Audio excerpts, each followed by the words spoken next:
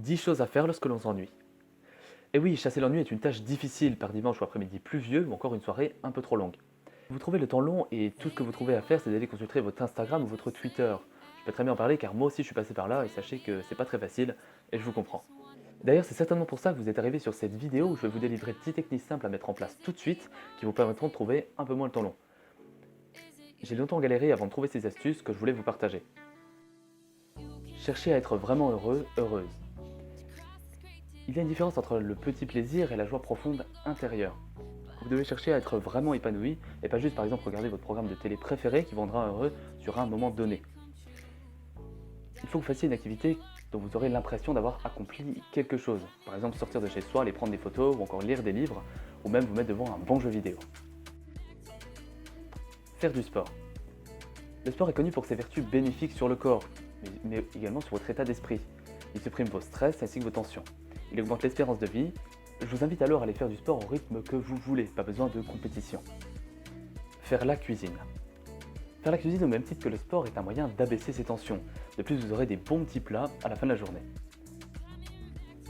Écrire. Rassurez-vous, je ne vous demande pas d'écrire un roman.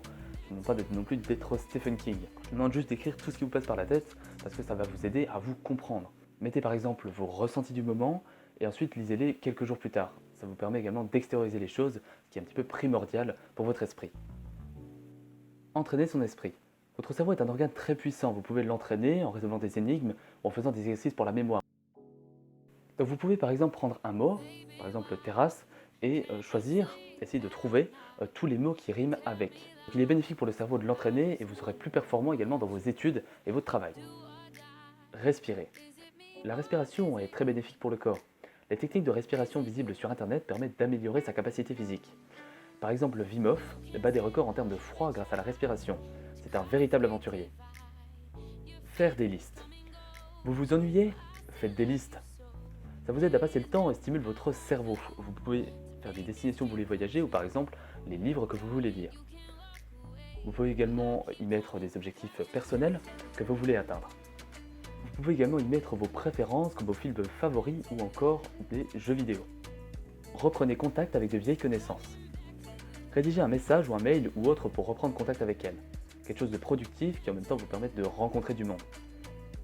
Dites-lui des choses positives sur ce qu'il a fait pour vous, exprimez votre reconnaissance pour cette personne.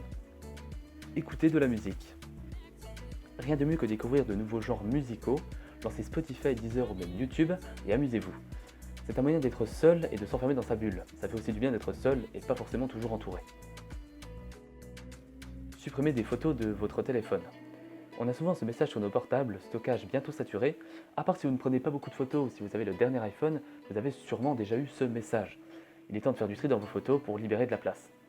Notamment les photos inutiles, et souvent, il y en a beaucoup. Maintenant, vous ne vous ennuierez plus du tout, surtout le week-end quand vous n'avez pas forcément grand chose à faire. Et vous, que faites-vous quand vous vous ennuyez? Je serais ravi de savoir votre réponse dans les commentaires.